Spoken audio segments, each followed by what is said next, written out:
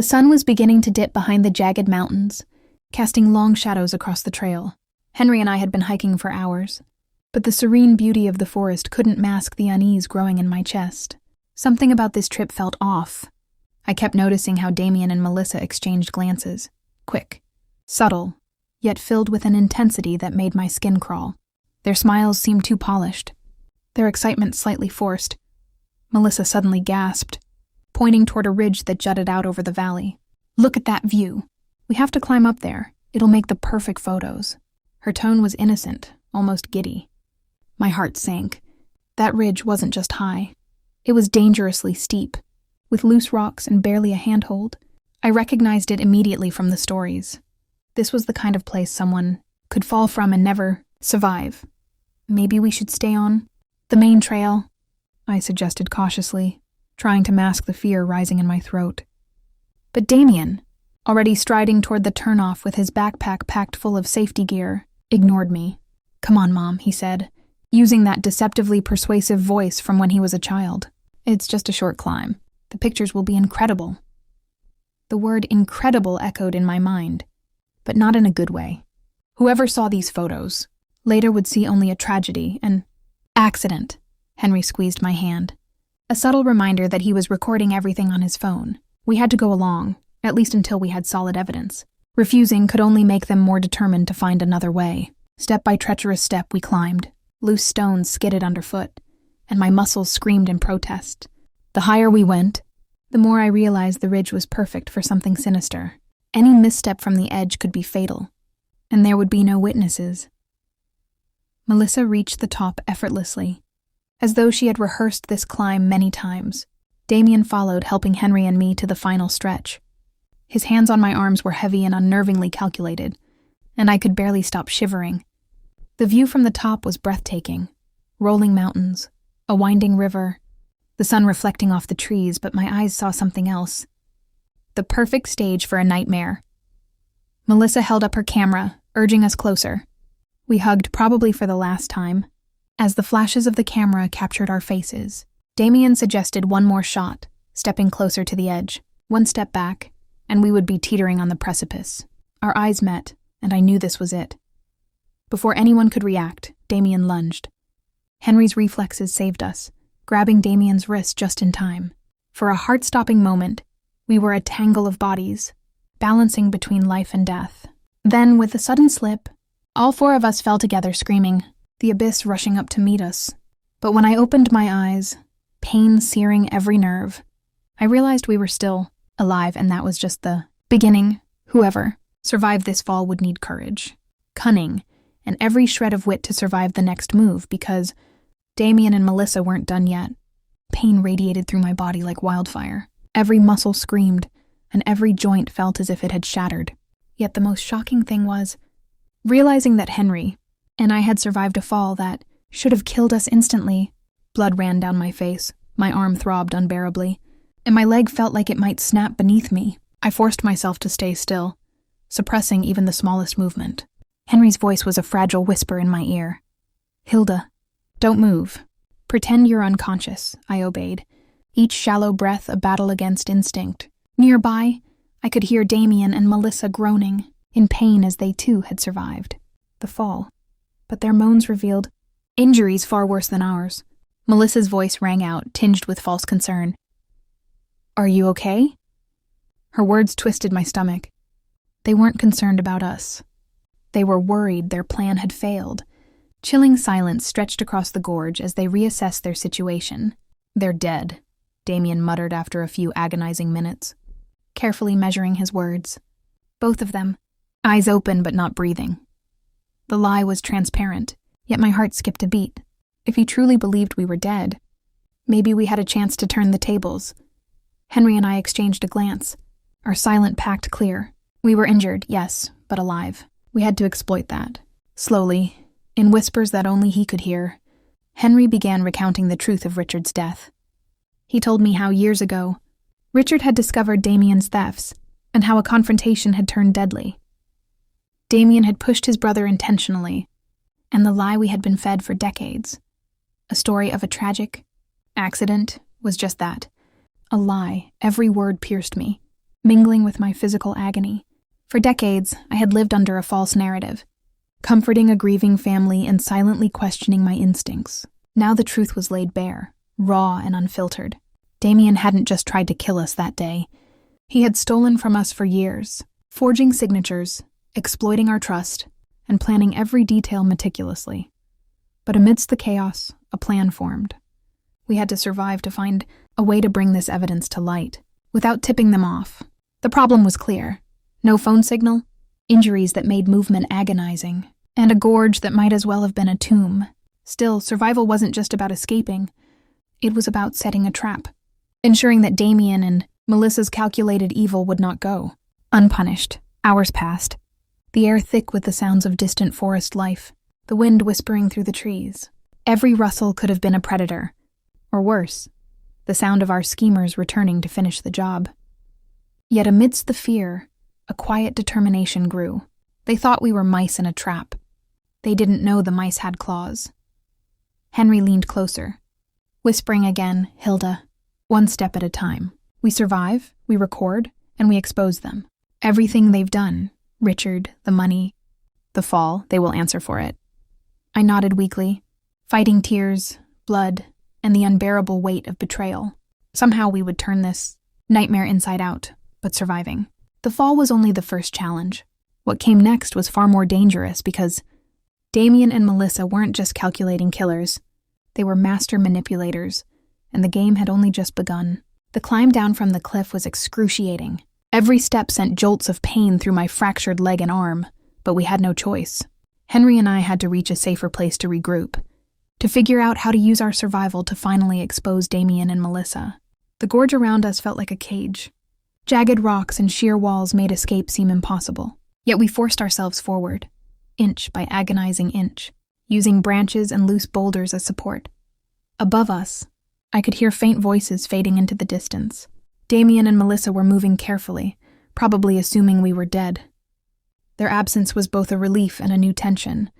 Any misstep, any small noise, could alert them to the truth. We were still alive.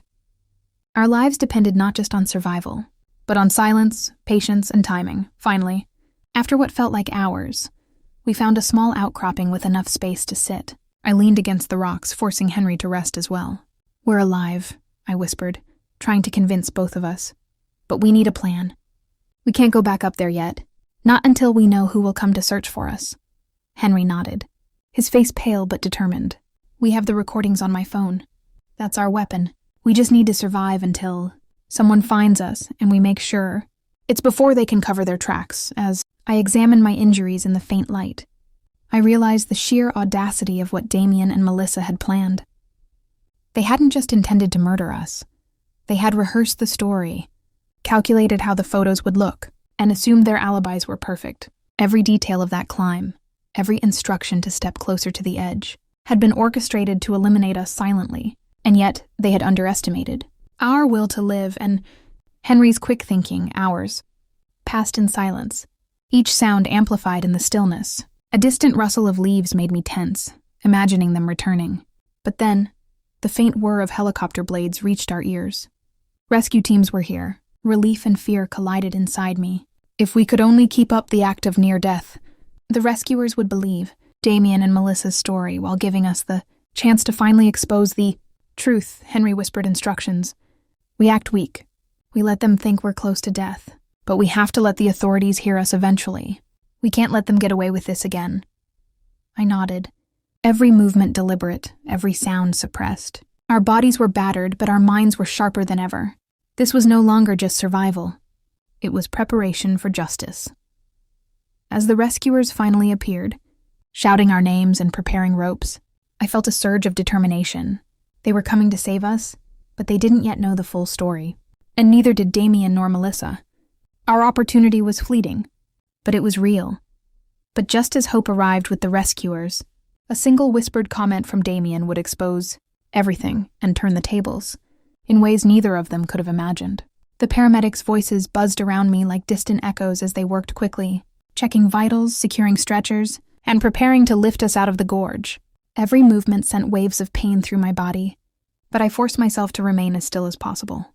Henry was nearby, equally battered, yet still conscious enough to meet my gaze with silent determination. "Stay calm," he whispered, almost inaudibly. "We have this." As we were lifted into the air by the rescue helicopter, the rush of wind and the constant beeping of medical monitors created a surreal disorientation.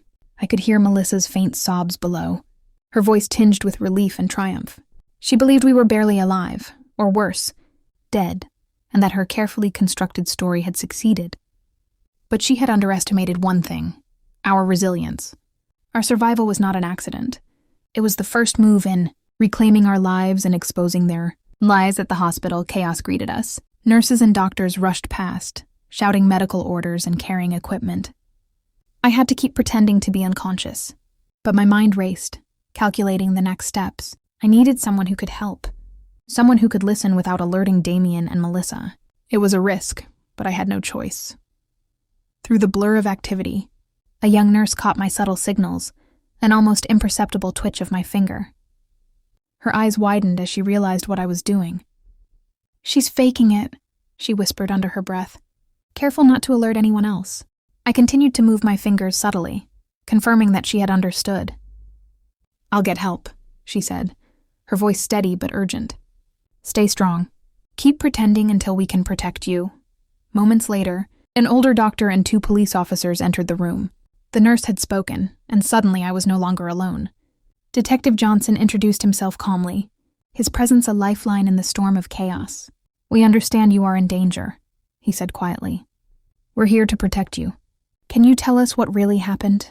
I whispered my story, recounting the attempted murder, the betrayal, and the dark history with Damien and Melissa. As I spoke, I noticed Damien leaning close to my bed, whispering something poisonous in honeyed tones. "I hope you've learned your lesson. Some questions should remain buried, just like Richard." My heart froze. He had confessed without realizing anyone else could hear. And behind me, Nurse Innes had seen it all. She understood immediately that this was proof beyond doubt, an unguarded admission of guilt. With Damien's words hanging in the room, the first cracks in their perfect deception appeared, but the real challenge was just beginning. Could the evidence in Henry's phone and this whispered confession be enough to bring them down completely? The officers moved quickly, coordinating with the hospital staff to ensure Damien and Melissa had no opportunity to realize we were alive. Detective Johnson's calm authority was a stark contrast to the chaos in my chest. I could barely process the mix of relief and lingering fear, but every detail mattered. Henry, still weak but determined, handed over his phone, which contained weeks of recordings capturing their plotting, confessions, and every calculated move. It was a treasure trove of evidence, and suddenly the nightmare we had lived through became a weapon for justice. While the police technicians began analyzing the recordings, I kept my eyes closed, forcing my body to remain still despite the throbbing pain in my arm and leg. Innes stayed by my side, pretending to adjust IVs and monitor screens, but I could feel her attentiveness. She understood the gravity of what had been revealed, the betrayal, the attempted murders, the financial manipulation, and the premeditated plotting against us. She whispered updates now and then, confirming that every word Damien had uttered in my presence was being documented and preserved. Hours passed in this tense limbo until finally, Detective Johnson returned, with a grim expression that carried relief and gravity in equal measure. "We have enough," he said quietly. "Their confessions, the recordings, the financial evidence, it's all there. Damien and Melissa cannot deny it. They are about to face the consequences of everything they've done." My chest tightened, both from the exhaustion of weeks of terror and the anticipation of justice finally arriving. Then the detective handed me a folder containing documents that revealed the full extent of Damien's crimes. Not only had he tried to kill us, but he had been forging my signature, siphoning our savings, and plotting for years to manipulate every aspect of our lives. The financial pressure, coupled with their growing desperation, had been the driving force behind the mountain plan. Every stolen dollar, every forged document, every whispered lie over decades was now visible in stark clarity. The betrayal ran deeper than I had imagined, more than personal, more than financial. It was systemic, calculated, and merciless. I thought of Richard, my firstborn, who had died because of Damien's greed and malice. The thought tightened the ache in my chest. But now, with evidence secured and the authorities in place, there was hope. Henry squeezed my hand, whispering, "We did it. We survived, and now we can stop them." Through the hospital window, I could see officers positioning themselves outside, ready for the moment the arrest warrants would be executed. Outside, Damien and Melissa were still playing their roles, talking to staff and visitors as if nothing had happened, utterly unaware that their carefully curated deception was unraveling. They had no idea that the truth, meticulously documented and preserved, was about to topple their world. The stage was set, and justice was on the brink, but would Damien and Melissa try one last desperate move before the law caught them, or would their empire of lies collapse without warning? The next hours would decide everything. Through the window of my hospital room, I could see the tension building outside. Police officers moved discreetly, slipping into position around the parking lot and entrance, their presence invisible to Damien and Melissa. The couple was still playing the grieving family, their performances flawless to anyone else but now utterly meaningless in the face of the evidence we held. They had meticulously crafted this story of tragedy, yet they had not accounted for our survival, or Henry's recordings. Inside, Detective Johnson reviewed the evidence again with us, making sure we were prepared. "Once they realize you're alive, they may panic or try to flee," he warned. "That's why everything must be coordinated." I nodded weakly, aware of every ache in my body, the bruises and the broken bones. Every movement reminded me of the fall, of the cliff, of the moment we had stared into the abyss, and yet the sense of control, however fragile, filled me with a cautious hope. Minutes later, the officers outside radioed that the team was in position. Through the blinds, I could just make out Damien and Melissa approaching the hospital doors, their faces a mix of exhaustion and sorrowful theatrics. They had no idea what awaited them inside. The tension was suffocating. Every second felt like hours. Henry gripped my hand tighter, his eyes conveying both fear and determination. "We're almost there," he whispered. Then the moment arrived. Officers moved swiftly, surrounding the couple before they could enter the hospital. The commanding voice of the lead officer rang out clearly. "Damien Black, Melissa Black, you are under arrest for the murder of Richard Black and attempted murder of Hilda and Henry Black. You have the right to remain silent. Anything you say can and will be used against you in a court of law." For a moment, there was silence. Damien's jaw tightened, his eyes flicking to Melissa as if hoping she could somehow erase the accusation. Melissa's mask faltered. Her voice cracked as she muttered, We're the victims here. Our in-laws died, but the officers were relentless. Your in-laws are alive, and they have provided evidence of your crimes." "Another," officer said firmly. The look on Damien's face as realization dawned was one I will never forget. His carefully constructed facade crumbled instantly. A scream of frustration and disbelief tore from his throat. "That's impossible! We saw them die! They were dead!" Melissa tried to pull him away, whispering in panic, but the officers maintained control. Every word he spoke in desperation was another admission, another crack in the armor of lies they had built over decades. Inside the hospital, I felt a mixture of vindication and lingering fear. They were being taken away, but for years these had been my children. The thought of facing them in court, of reliving the betrayal in front of strangers, terrified me. Yet there was no turning back now. Justice had arrived, and this time, it would not be denied. As the police led them away, I knew the battle was far from over. The trial loomed ahead, a public stage where the full extent of their deceit and malice would be exposed. Could I face my own son in court and recount every horror, knowing the truth could finally free us? The days following the arrest were a whirlwind of activity, emotions and realizations. Henry and I were still recovering from our injuries, yet our minds were far busier than our bodies. Police interviews, statements, and constant questioning consumed our time. Each conversation with Detective Johnson reminded me how close we had come to losing everything, our lives, our truth, and even the chance to protect our grandchildren. The recordings on Henry's phone had turned the tide, but the emotional toll of reliving every detail was heavier than any physical pain. News of the arrests spread quickly. Reporters flooded the hospital, eager for a glimpse of the surviving family, desperate for interviews. Headlines screamed about the ultimate family. Betrayal, sensationalizing. The nightmare we had lived through for decades. Henry and I avoided direct contact, but I could feel the weight of judgment from every gaze pressed against the hospital windows. The world knew Damien and Melissa's crimes now, yet I feared the media would oversimplify the truth, portraying the case as some sordid family drama rather than premeditated evil.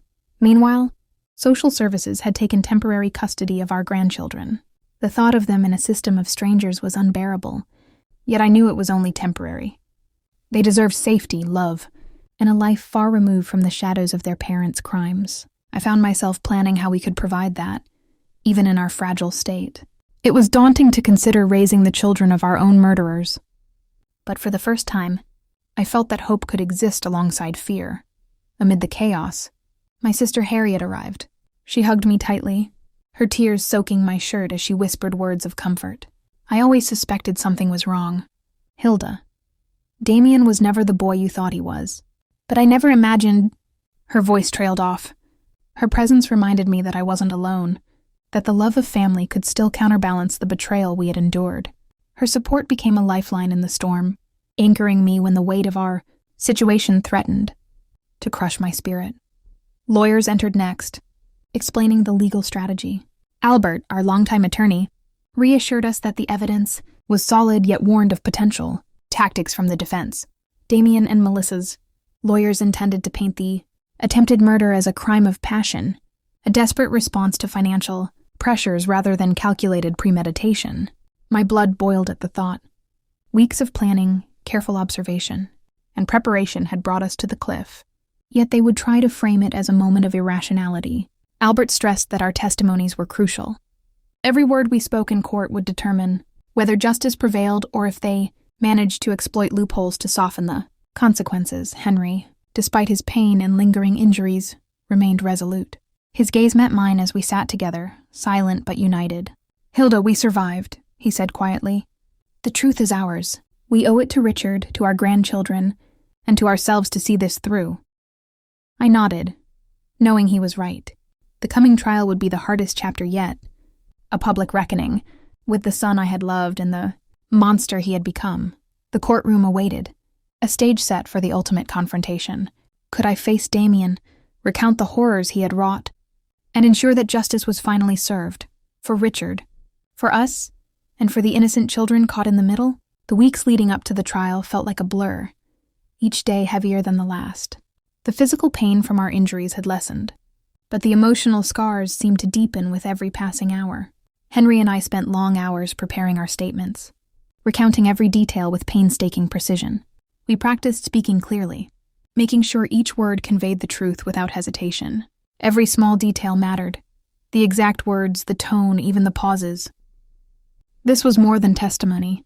It was a lifeline for justice, and it had to be flawless. Visits from social workers became routine. They evaluated us, ensuring that we were capable of caring for our grandchildren. Once the trial concluded, seeing the children's small, confused faces reminded me why this fight was so critical. They had no part in the crimes of their parents, yet their lives had been upended by Damien and Melissa's greed and malice.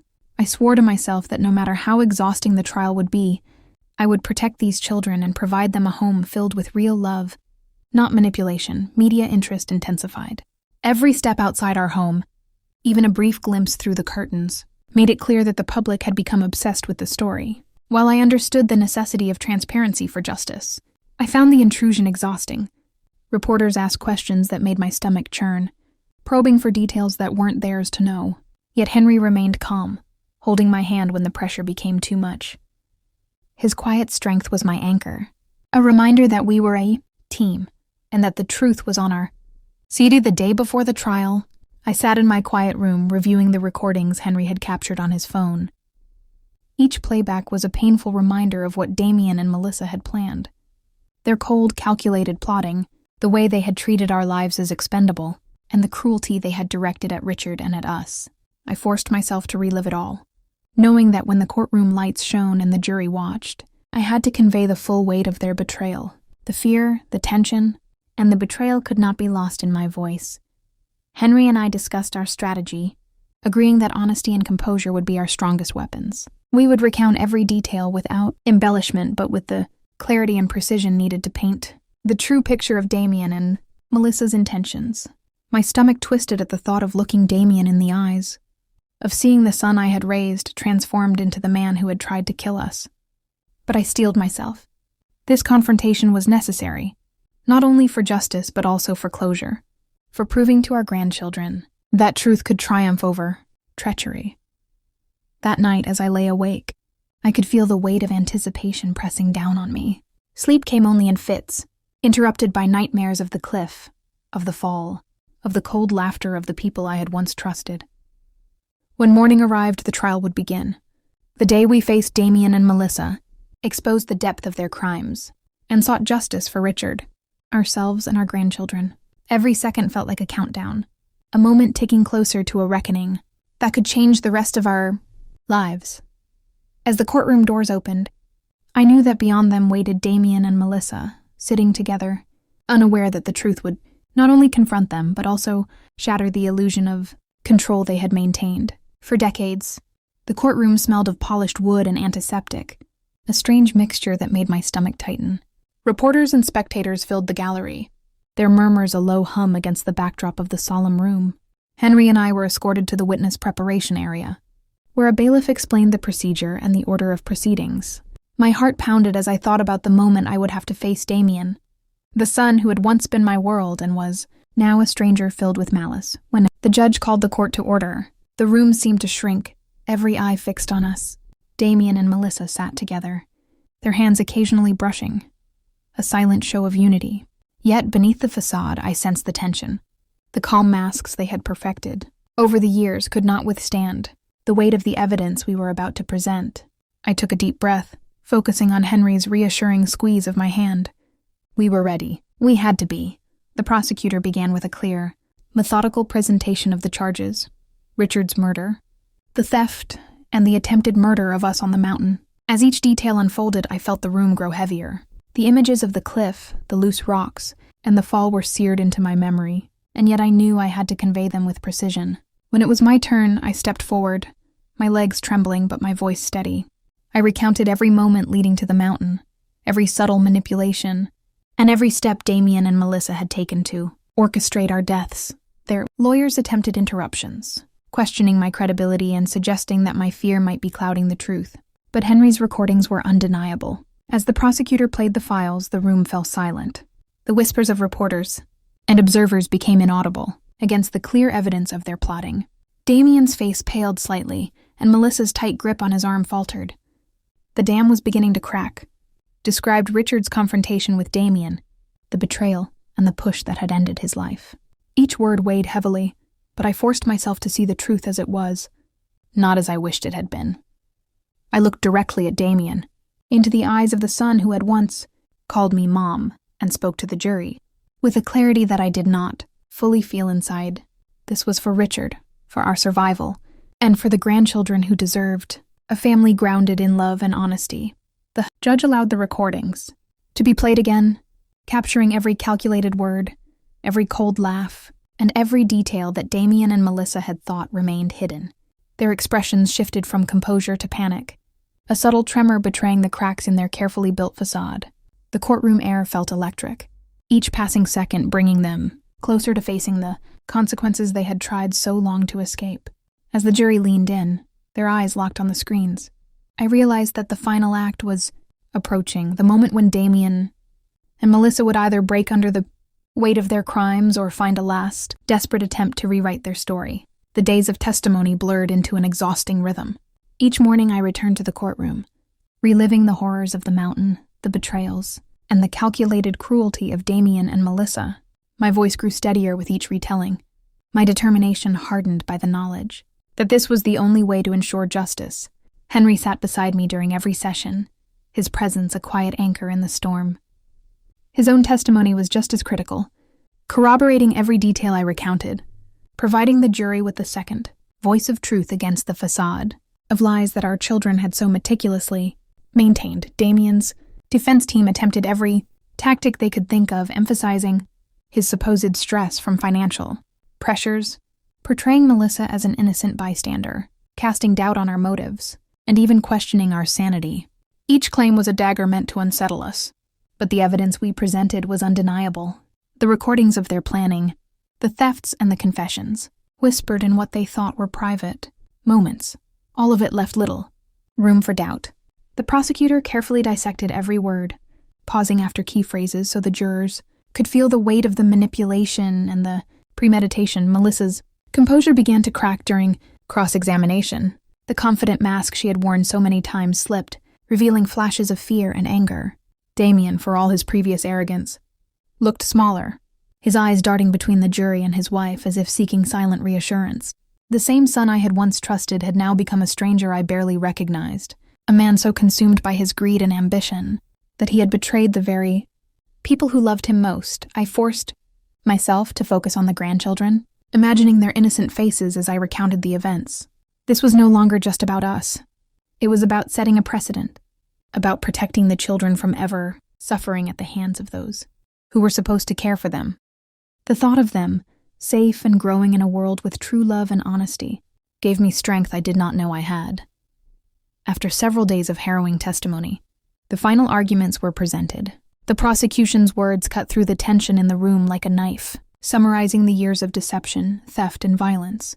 Damien and Melissa's lawyers argued their crime of passion narrative, pleading for leniency, but the overwhelming evidence made their story hollow. The jurors whispered among themselves, their faces reflecting the gravity of what they had heard. As the judge prepared to charge the jury, I felt a heavy sense of anticipation. The waiting period would be agonizing, each second stretching like hours. Henry squeezed my hand, and I realized that despite the scars, the pain, and the betrayal, we had made it this far. We had survived, and now the truth would have its day in court. The courtroom seemed to hold its breath as the jury filed out, their verdict looming like a storm on the horizon. Would justice finally be served? Or would Damien and Melissa's lies twist the outcome on last time? The jury filed back into the courtroom, their faces unreadable masks that betrayed nothing. My heart pounded like a drum in my chest. Each step of theirs toward the bench felt like a countdown to either vindication or despair. Henry squeezed my hand, his grip firm, grounding me even as my stomach twisted with dread.